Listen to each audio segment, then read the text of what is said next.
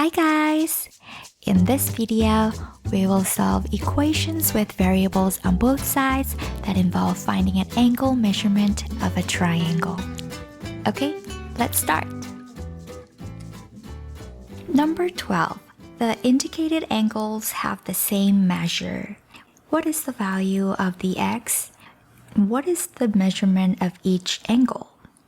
And they give you the triangle, and you see the indicated angles, and these are some of the answer options. Okay, so let's go back to the problem. Okay, let's read the questions one more time. The indicated angles have the same measure, and it's asking what is the value of the x. So we're looking for the value of the x, and it's also asking what is the measurement of each angle. Measurement of each angle. So first we have to find the x, and then we have to find the measurement of the angle. And then it gives you the hint, and it says the indicated angles have the same measure. So it's saying that these angles, the indicated two angles, are equal to each other. They're same. So if the angle on the left is 45, that means that this is also going to be 45.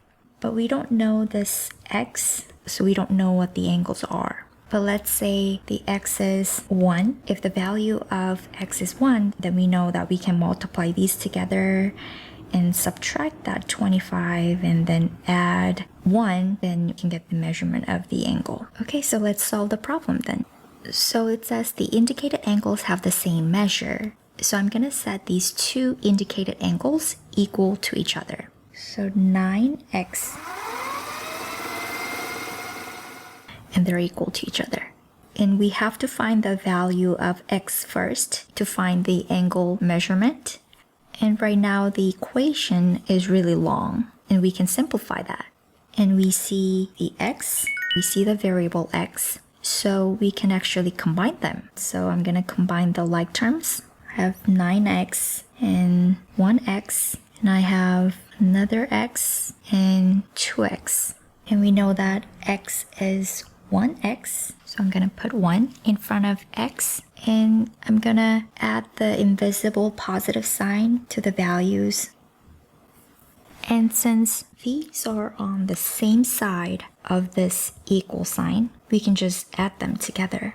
So 9x plus 1x is 10x, and you just bring down negative 25, and you bring down the equal sign, and 1x plus 2x is 3x, and you bring down positive 50, negative 12. And you can still see there are x on both sides, and you can combine them together. And so I'm going to combine the like terms that has a variable, and I'm going to add the invisible positive sign. And since they're on the opposite side of this equal sign, I have to use inverse operation. But since they have both positive sign, it's easier to move the lower term.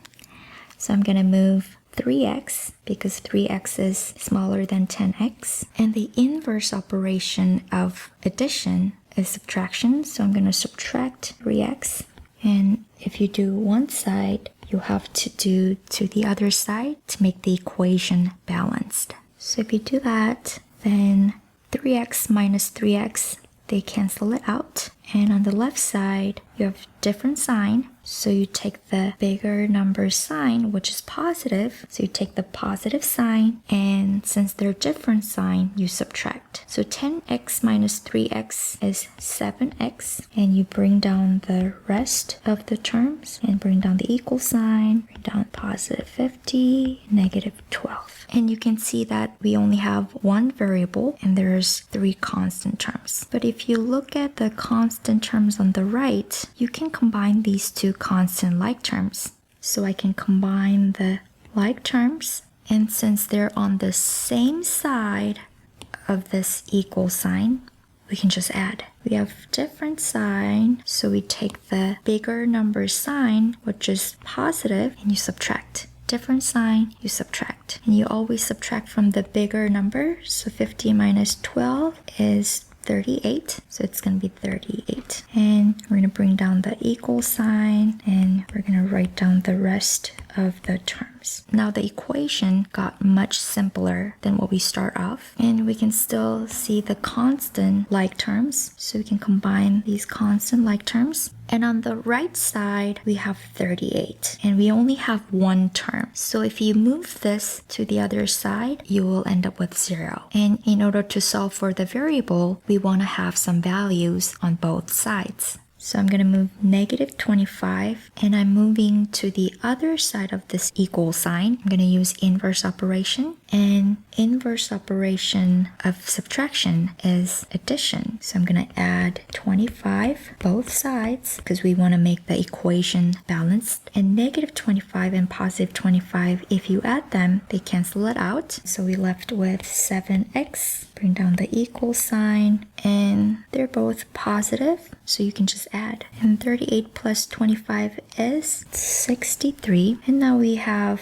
x on the left side, but x is attached with 7, and this really means 7 times x. So the operation is multiplication. So the inverse operation of multiplication is division. So we're going to divide 7, but because of this equal sign, we're going to do it both sides. And 7 over 7, they cancel it out to 1 to 1. And on the right side, 7 can go into 9 times because this just means 63 divided by 7, and that's 9. So we have x on the left side, and bring down the equal sign, and x is equal to 9 over 1, which is 9. And so we found the value of the variable. So if you go back to the problem, now we know x is equal to 9. But we're not finished with the problem. It's asking what is the measurement of each angle. And the left indicated angle is much simpler than the right one. I'm going to use the left expression. And we already simplified 9x minus 25 plus 1x to 10x minus 25. I'm going to use this one. So I'm going to rewrite this. So 10x minus 25, and we already solved for x. X is equal to 9. So we're going to substitute 9 into the expression here because x is equal to 9. So 10x, I'm going to substitute with 9, and when we substitute, we want to put it into the parentheses, minus 25. And that is equal to 10 times 9, and parentheses means to multiply. So 10 times 9 is 90, and we bring down negative 25. And we're going to put the invisible positive sign. So we have different signs. So you take the bigger number sign, which is positive. So the answer is going to be positive. And since it's different sign, you subtract. So 90 minus 25 is equal to 65. So it's going to be 65. And we're solving for the measurement of angle. This would be 65 degrees. So if we go back to the problem, we found that indicated angle is 65 degrees. And if this angle is 65, that means the angle on the right is also going to be 65 degrees. So we found the answer. So our answer was x is equal to 9. So this one was the answer. And each angle measures 65 degrees. And so this would be our answer. Okay, I hope this video was helpful. If you have any questions, please leave it in the comments below. Thanks for watching. I'll see you next time.